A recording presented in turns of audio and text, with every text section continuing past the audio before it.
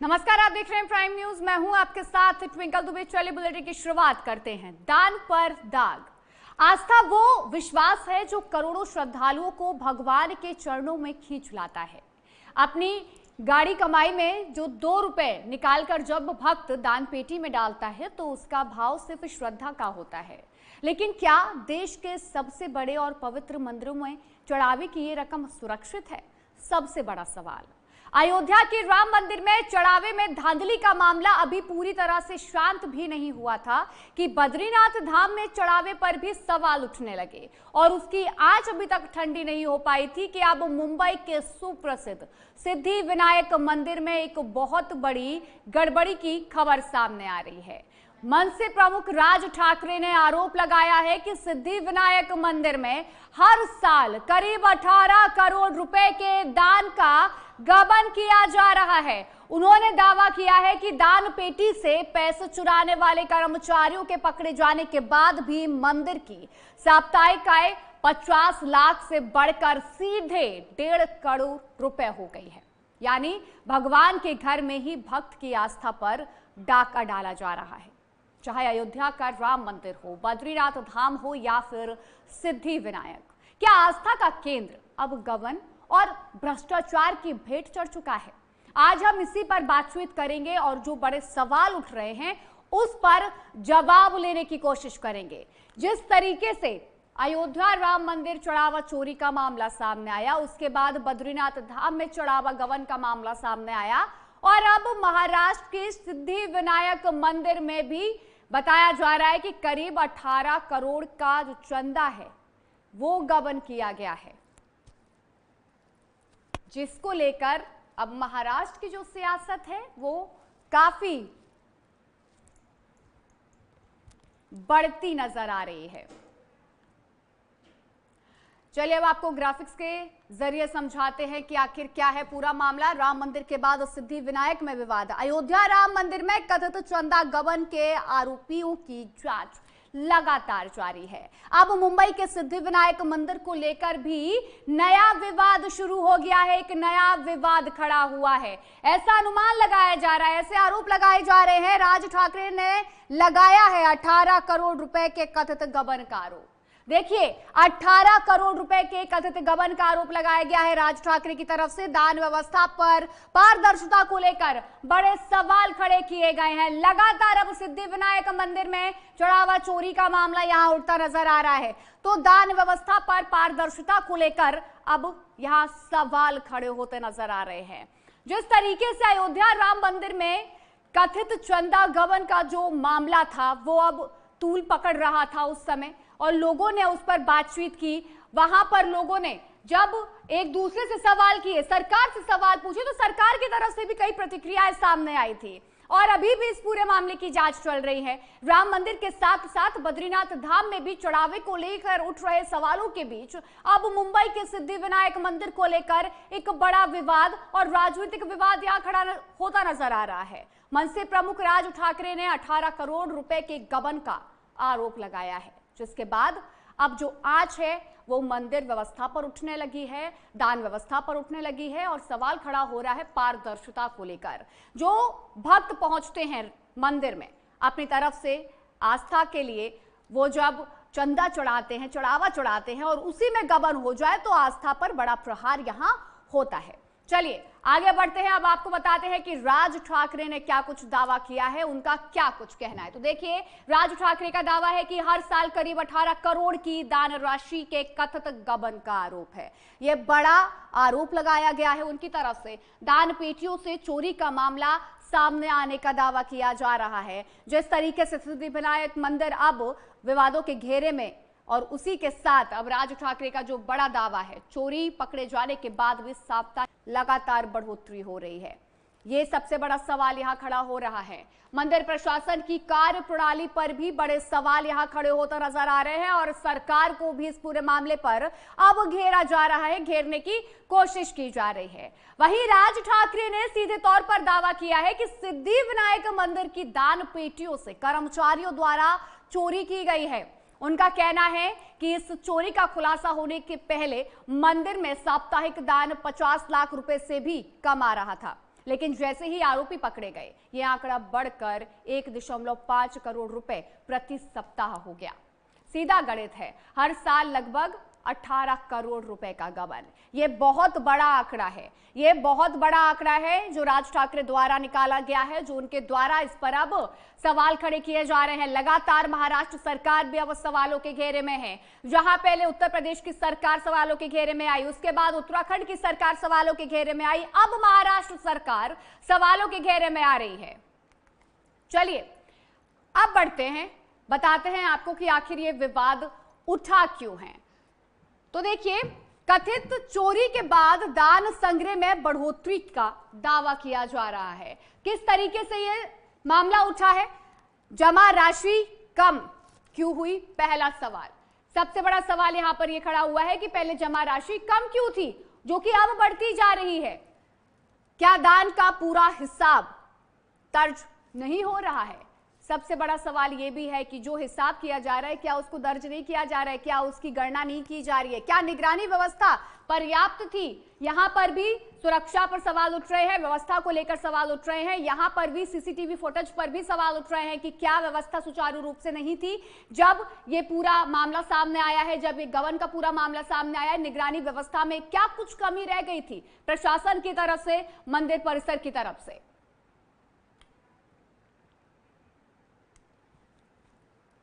अब सबसे बड़ा विवाद यही है कि चोरी उजागर होने के तुरंत बाद दान संग्रह में इतनी भारी बढ़ोतरी कैसे हो गई? आखिर इससे पहले जमा होने वाली राशि इतनी कम क्यों थी?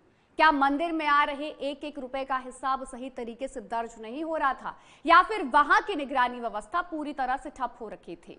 तो देखिए, कई बड़े सवाल यहां खड़े होते नजर आ रहे हैं, कई बड़े सवाल यहां पर उठते नजर आ रहे हैं। अब आपको ग्राफिक्स के जरिए समझाते हैं कि सबूत में क्या कहा गया है। तो देखिए, सबूत में कहा क्या गया है, ये हम आपको बताते हैं ग्राफिक्स के जरिए।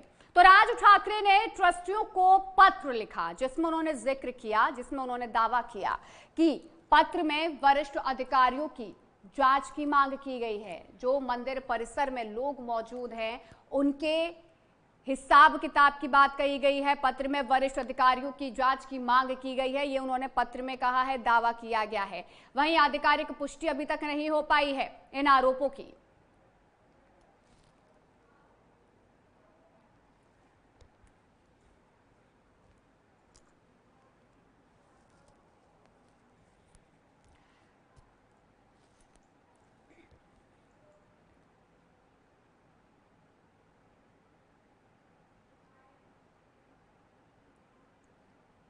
वहीं इस खबर पर ज्यादा जानकारी देने के लिए हमारे संवाददाता अमित मिश्रा अयोध्या से और महेंद्र प्रताप सिंह हमारे साथ देहरादून से जुड़े हैं। सबसे पहले अमित, मैं आपके पास आऊंगी। देखिए, राम मंदिर चढ़ावा चोरी के बाद सामने आया बद्रीनाथ चढ़ावा चोरी मामला, लेकिन अब सामने आ रहा है सिद्धि विनायक मंदिर में चढ़ावा चोरी का मामला। तो एक एक कर जो प्रसिद्ध मंदिर हैं उनमें चढ़ावा चोरी का यह मामला सामने आ रहा है और लगातार सरकार सवालों के घेरे में नजर आ रही है। जी बिल्कुल ट्विंकल, देखिए जिस तरीके से अयोध्या के राम मंदिर में चढ़ावा चोरी का मामला आया, उसके बाद से लगातार इस तरीके की मामले की होड़ सी मच गई। आप समझिए, बद्रीनाथ में मामला आया, मध्य प्रदेश में आया, और उसके बाद आर्थिक राजधानी देश की जहां पर सिद्धि विनायक मंदिर, जो कि सबसे बड़ा मंदिर है और सबसे पौराणिक मंदिर है, वहां पर लोग जो है वो सिद्धि विनायक मंदिर को बहुत मानते हैं। और आप देखिए कि जब गणेश उत्सव होता है तो उस दौरान लोगों के उत्साह जो है वो साफ नजर आते हैं। लेकिन क्योंकि जिस तरीके से मन से अध्यक्ष राज ठाकरे ने आरोप लगाए हैं कि लगभग जो 18 करोड़ की चोरी है वो हो रही है, और ये साफ तौर पे गंभीर आरोप लगाए गए हैं। उन्होंने तमाम बातों को लेकर के कहा है कि जिस तरीके से चढ़ावा चोरी की जा रही है, जिस तरीके से मंदिर में दान दिया जाता है, उसको लेकर के चोरी की गई है। लेकिन वहीं अगर बात करें तो इसको लेकर के ट्रस्ट के ऊपर सवाल खड़े हो रहे थे। ट्रस्ट की तरफ से भी सफाई दी गई है। ट्रस्ट की तरफ से कहा गया है कि हमने ही एसीबी यानी एंटी बात करें तो एसीबी को हमने जो रिपोर्ट है वो दिया था, उसके आधार पर 8 से 10 लोग गिरफ्तार किए गए हैं। तो इसीलिए कहा जा रहा है कि सिद्धि विनायक मंदिर भी अब इससे अछूता नहीं रहा है, जहां पर चढ़ावा चोरी का आरोप लगना शुरू हो गया है। हालांकि बात करें तो 8 से 10 लोगों की गिरफ्तारी की बात की जा रही है, कार्रवाई की बात की जा रही है। तो ये ट्रस्ट की तरफ से किया जा रहा है। जिस तरीके से राम मंदिर में देखने को मिल रहा था, ट्रस्ट दावा कर रहा था कि हमारी तरफ से कार्रवाई की जा रही है। लेकिन देखिए, मन से प्रमुख अध्यक्ष जिस तरीके से आरोप लगा रहे हैं, बेहद गंभीर आरोप है, और उनका कहना है कि हमारे पास इसके पर्याप्त सबूत है। जिस तरीके से 18 करोड़ की चोरी हो रही है, वहीं पर अगर बात करें तो उनकी समर्थन करते हुए संजय राउत भी वो नजर आ रहे हैं, साफ तौर पे वो सरकार को भी घेर रहे हैं कि जहां जहां भारतीय जनता पार्टी की सरकार है वहां पर इसी तरीके से मंदिरों में दान पेटी जो है वो चोरी हो रही है, जो चढ़ावा है वो चोरी हो रहा है। तो ये कहा जा सकता है कि जो अयोध्या राम मंदिर से चिंगारी उठी थी, अब वो धीरे धीरे करते देश की आर्थिक राजधानी मुंबई में भी पहुंच चुकी है। और साफ तौर पे कहा जा सकता है कि सिद्धि विनायक मंदिर जो बड़ा मंदिर है और उसकी अलग एक मान्यता है। लोगों में आप देखेंगे तो जब आप मुंबई जाएंगे तो वहां पर गणेश उत्सव के दौरान आपको उसकी झलक दिख जाएगी कि लोग किस तरीके से उस मंदिर को लेकर के आस्था रखते हैं। बड़े बड़े सेलिब्रिटी वहां पहुंचते हैं, बड़े बड़े लोग पहुंचते हैं, और सबसे ज्यादा समझिए क्योंकि आर्थिक राजधानी में है तो ऐसे में दान भी वहां पर बड़े पैमाने पर चढ़ता है। अगर वहां पर भी इसी तरीके के गंभीर आरोप लग रहे हैं तो सवाल उठना लाजमी है, और जिस तरीके से मनसे प्रमुख लगातार सवाल उठा रहे हैं उसको लेकर के अब सियासत भी तेज हो गई है। मैं देखिए आपके पास आऊंगी, जिस तरीके से बद्रीनाथ में चढ़ावा चोरी का मामला सामने आया था, कार्रवाई करते हुए एक आरोपी को गिरफ्तार भी किया गया था, प्रमोद नौटियाल गिरफ्तार हुए थे, लेकिन अब क्या कुछ प्रशासन की तरफ से वहां पर व्यवस्थाएं की गई हैं, क्या कुछ बदलाव किए गए हैं बद्रीनाथ परिसर में?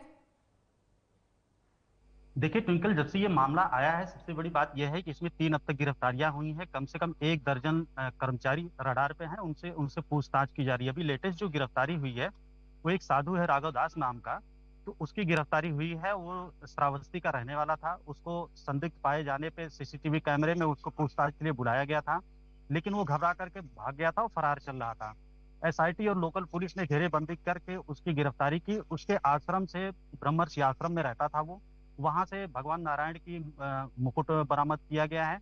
तो कुल मिलाकर के अगर इस पूरे मॉडल को देखें तो अभी सबसे बड़ा अहम सवाल है कि ये जितनी भी गिरफ्तारियां, कार्रवाई हो रही है, ये 3 महीने के सीसीटीवी फुटेज के आधार पर की जा रही है। अब सवाल उठता है कि अगर 3 महीने में इतनी सारे जो घपला जिसको नाम दिया जा रहा था वो घोटाले में तब्दील होता जा रहा है, तो इसके पहले की व्यवस्था क्या थी? अब इस जांच के बाद ये भी सवाल उठेगा कि आखिर जो 100 साल से जो ये चल रहा था चढ़ावा, तो उसको पारदर्शिता कैसे सुनिश्चित की जाएगी? ट्विंकल।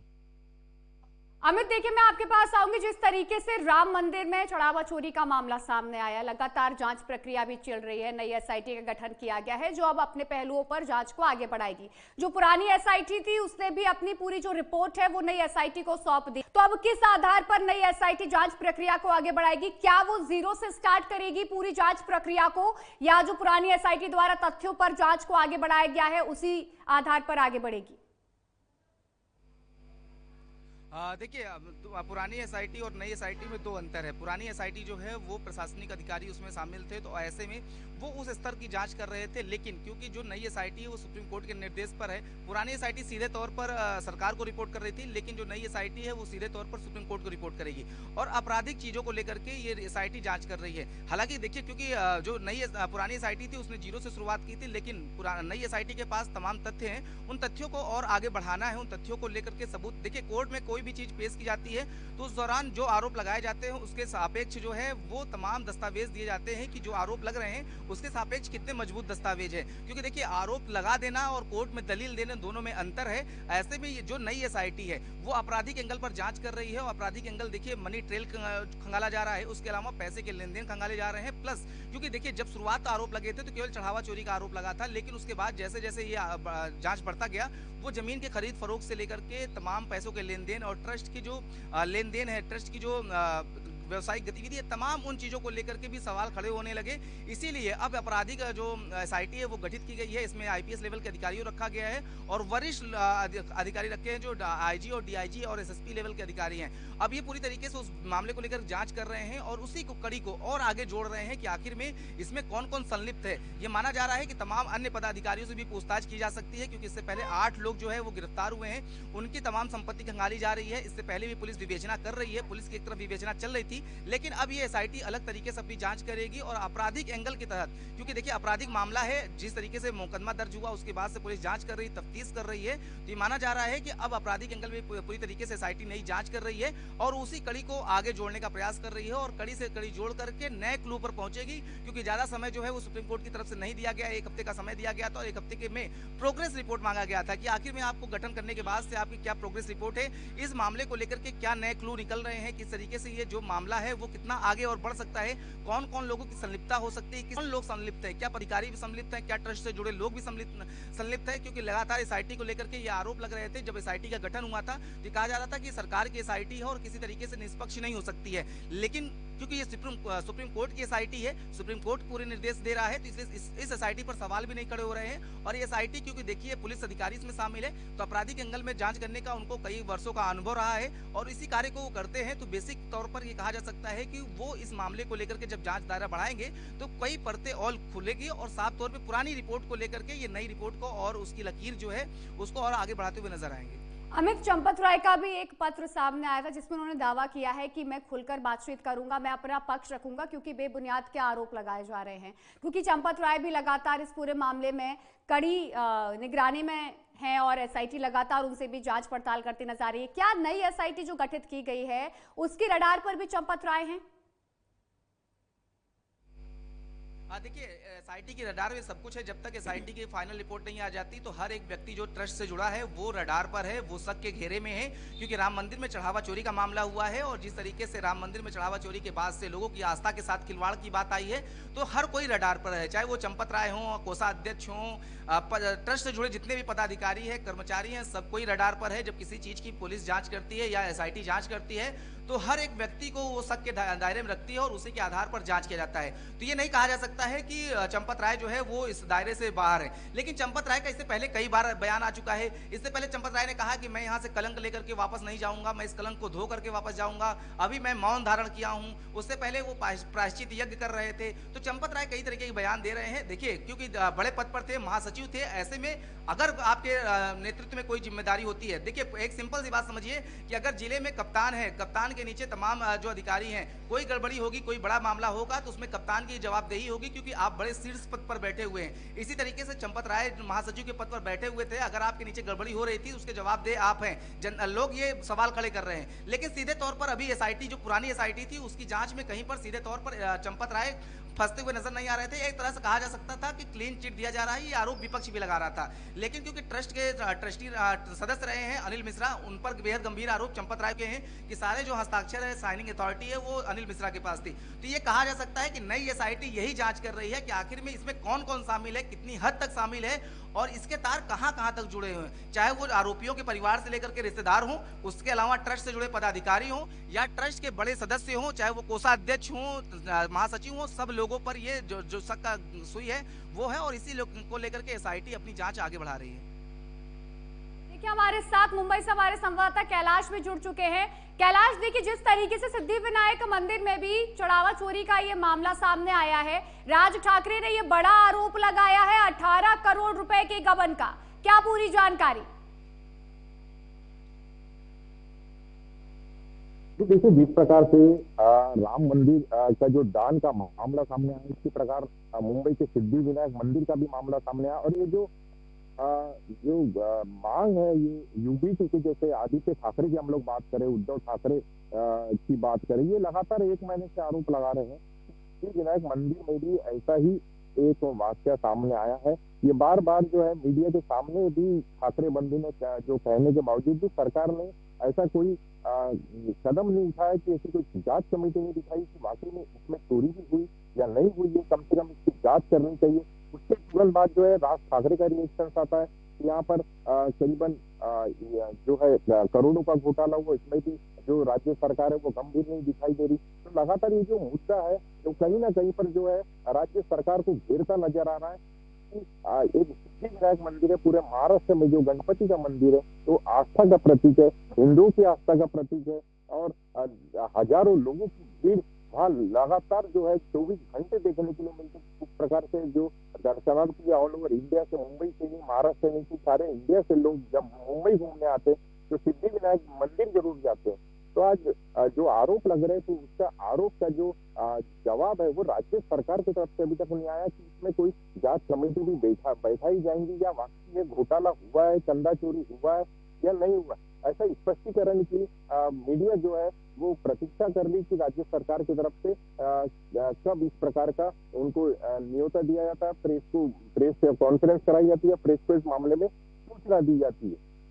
जी कि कैलाश, विपक्ष अब सरकार को घेरता नजर आ रहा है। महाराष्ट्र सरकार पर बड़े सवाल खड़े हुए हैं। उसी के साथ जो मंदिर प्रशासन है, मंदिर ट्रस्ट है, वो भी सवालों के घेरे में नजर आ रहा है, क्योंकि यहाँ बड़ा आंकड़ा है जो चोरी गबन का सामने आ रहा है और जो भक्त हैं जो अपनी श्रद्धा से चढ़ावा चढ़ाते हैं, उनकी आस्था पर बड़ा प्रहार है। बिल्कुल, जैसे विपक्ष की हम लोग बात करें तो यूपी की शिवसेना ही नहीं, साथ में कांग्रेस है और राष्ट्रवादी गुट है, शरद पवार गुट है, ये लगातार जो है सरकार पर जो है अपना प्रेशर बनाए हुए हैं कि आखिर जो भी राज्य में सिद्धिविनायक मंदिर के अलावा जो धार्मिक स्थल है, कम से कम उसकी जांच कराई जाए। क्या कि जो चंदा जनता द्वारा जो आ रहा है मंदिर प्रशासन को जो दिया जा रहा है, क्या वाकई में उसका लेखा जोखा मंदिर प्रशासन या राज्य सरकार के पास में है या नहीं? इसकी लगातार जो विपक्ष से जो है वो घेरने की कोशिश कर रहा है राज्य सरकार को, लेकिन इतना होने के बावजूद भी राज्य सरकार अभी भी मौन धारण किए हुए, ऐसा कोई भी प्रवक्ता द्वारा सिद्धिविनायक मंदिर बोलो या अन्य जो मामले को लेकर ऐसा कोई पक्ष जो है राज्य सरकार की तरफ से ये मीडिया के सामने रखने के लिए अभी तक नहीं आया। बिल्कुल कैलाश, जिस तरीके से मामला सामने आया है, अब देखना होगा कि क्या कुछ महाराष्ट्र की राजनीति किस रुख को अपनाती है और किस दिशा में आगे बढ़ती है। आप तीनों हमारे साथ बने रहिए, हम आपको फिर से रुख करते हैं। फिलहाल वक्त से ब्रेक का, खबरों का सिलसिला लगातार जारी है।